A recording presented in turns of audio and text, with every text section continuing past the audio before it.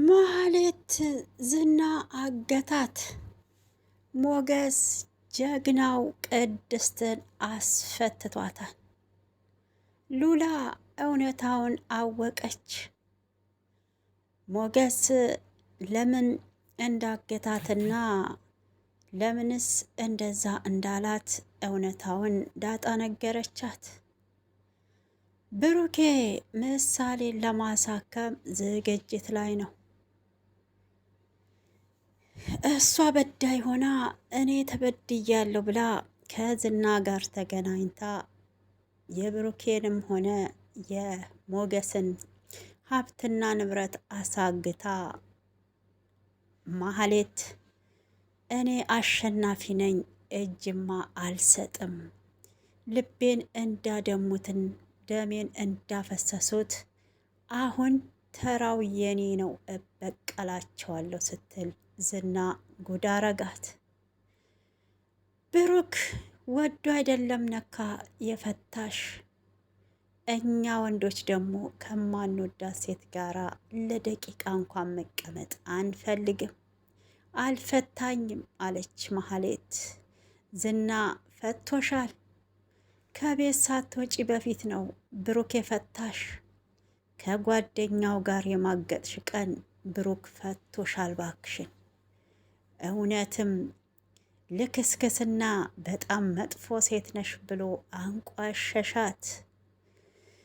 ሰላም እንዴት አላችሁ ውድ ቤተሰቦቼ፣ በመላ ዓለም የምትገኙ ሰላማችሁ ይብዛልኝ። ለቤቴ አዲስ የሆናችሁ ሰብስክራይብ ላይክ አድርጉ። ለነባሮች በቅንነት ስለምትከታተሉኝ ከልብ አመሰግናለሁ። ላይክ እና ሰብስክራይብ እያረጋችሁ ቤተሰብ ሁኑ። ከቅርብ ጊዜ ወዲህ ተወዳጅነትን ያተረፈው የምሳሌ ድራማ አሁን ላይ ሉላ እውነቱን አውቃለች። ዳጣ ለሉላ እውነቱን ነገረቻት። ሞገስ ያገተሽ እኮ አብሮሽ ለመቀጠል ሳይሆን በእርግጥ ይወድሻል፣ አይጠላሽም፣ ሁሌም ነው ስላንቺ የሚያስበው። ሆኖም ግን በአሁን ሰዓት ከአንቺ ጋራ ህይወት ለመቀጠል ሳይሆን የታገደበትን ሀብትና ንብረት እንዲሁም ቅድስትን ለማስፈታት የግድ ከዝና ጋር መደራደርና አንቺ ተታገትሽ የሞገስም ሆነ የብሩክ የምሳሌ ሕክምና ስለሚስተካከል እውነታው ይሄ ነው አለቻት። ሉላ በጣም ደነገጠች። እኔ አላምንሽም፣ ሞገስ በጣም ነው የሚወደኝ። እኔና ሞገስ ሀብትም ሳይኖረው ፍቅር ብቻ ነው ያገናኘን። ስለዚህ ደግሞ የ10 ዓመት ፍቅራችን አድሰን እንቀጥል ብሎኛል ብላ ሉላ ዳጣን ተቆጣቻት። ዝና ማህሌትን አግቷታል። እኔ ሉላን አጥቼ መኖር አልችልም፣ ስለዚህ ደግሞ አንቺ ትታገቻለሽ አላት።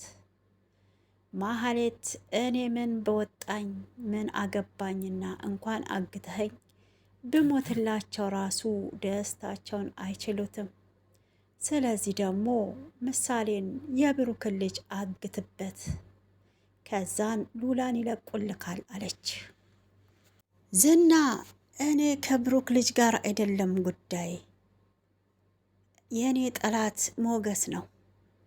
ስለዚህ ይሄን ጉዳይ ያስጀመርሽኝ እኔ ሳልሆን አንቺ ነሽ የምትታገችው ብሎ አሳገታት። በጣም ያሳዝናል። በጣም ተማምናበትና ጀግና ወንድ ነው። የተናገረውን ቃሉን ከሚያጥፍ የወለድኩት ይጥፋ ይላል እያለች ለእህቷ ለኤፍራታም ስትነግራት ከርማ ኤፍራታም ወሽመጧ ተቆረጠ። ኤፍራታ ቤቱ በስሙ ታረገላት። ዝና ለማህሌት አንድ ክፍል ቤት እንደምትሰጣትና አግብታ እንደምትኖር ሁሉ ነግራት ነበረ። ኤፍራታ ይህን ከሰማች በኋላ በጣም አዘነች። ልፋታችን ሁሉ ከንቱ እንደሆነ አሁን ገባኝ አለቻት። በቃ እህቴ ሁሉም ነገር አበቃ ማለት ነው? እጅ ሰጠሽ? ለምንድን ነው መጀመሪያውንስ ከብሩክ ጋር ህይወትሽን ያልቀጠልሽው? ገበናሽን በአደባባይ አወጡብሽ፣ በዘመድ አዝማድ በጓደኞችሽ ተሳለቅሽ፣ አሳፈሩሽ፣ አንገትሽን አስደፉሽ አለቻት። ማህሌትም በጣም ተጸጸተች። ጥፋቱ ሁሉ የኔ ነው።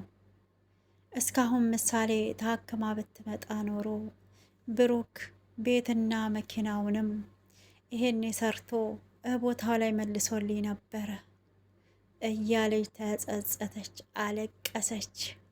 አሁን እኮ በቃ ብላ ኤፍራታም ተስፋ ቆርጣለች። በጣም ነው የሚያሳዝነው።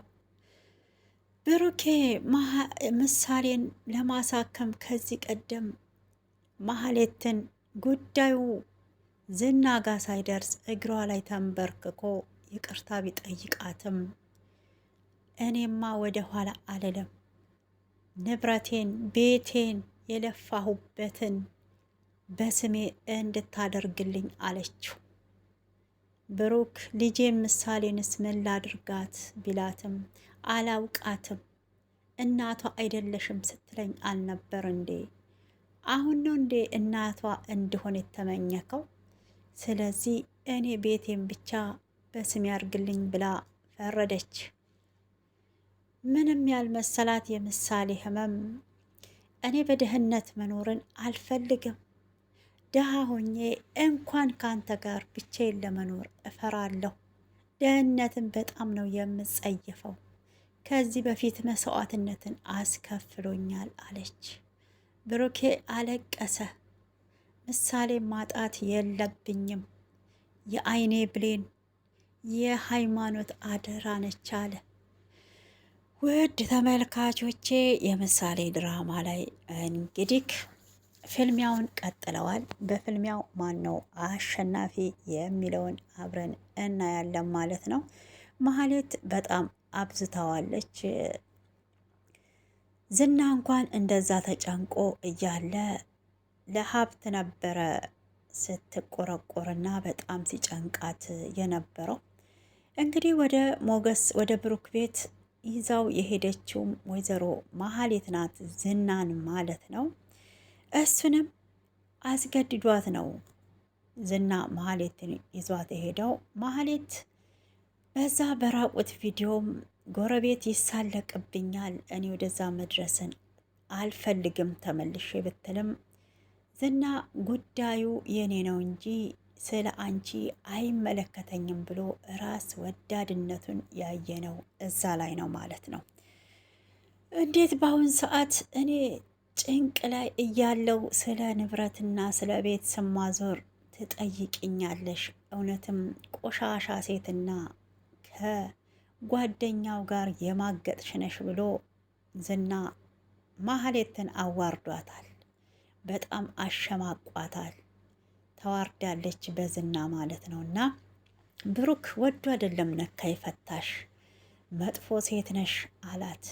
ማህሌት በጣም በመናደድ አልፈታኝም ብትለውም የፈታሽ እኮ አንቺ ገና ከቤቱ ሳትወጪ እሱ እኮ ፈቶሻል፣ አንቺ ነሽ እንጂ አልወጣም ብለሽ ጥገኛ ሆነሽ የተቀመጥሽው። እኛ ወንዶች ከማንወዳት ሴት ጋራ ለደቂቃ መቀመጥን አንፈልግም ብሎ ማህሌት በጣም ተናደደች። አሁን ላይ ማህሌት እኔ ነኝ ተበዳይ እንጂ በዳይ አይደለሁም እያለች ትገኛለች። ብሩክንም ሆነ ሞገስን አስከፍታለች፣ እንዲሁም ምሳሌን ማለት ነው። በጣም የሚያሳዝነው ነገር ቤቱን በስምሽ አደርግልሻለሁኝ ግን እኔ የምልሽን ብቻ ነው የምታደርጊው እያለ ዝና ስር ብትሮጥም ዝና በአሁን ሰዓት ማህሌት ላይ ክህደትን ፈጽሞባታል። የኔ ጠላት የምለው እንቅልፍ ያሳጣኝ ሞገስ እንጂ ብሩክ አይደለም እያላት ይገኛል። እነ ብሩክና ዝናም እየተደራደሩ ነው። ቁርጡን ለዝና ነግረውታል። እሱም ቅድስትን እንደሚያስፈታ ሉላ ሚስቱን እንደሚወስድም ተነጋግረዋል ማለት ነው። ውድ ተመልካቾቼ ላይክና ሰብስክራይብ አድርጉ። በተረፈ እወዳችኋለሁ። ለቤቴ አዲስ የሆናችሁ በቅንነት መጣችሁ ስለምታበረታቱኝ ማለት ነው ፈጣሪ ያክብርልኝ እላለሁኝ። እንግዲህ ቀጣዩን እናያለን ምን እንደሚከሰት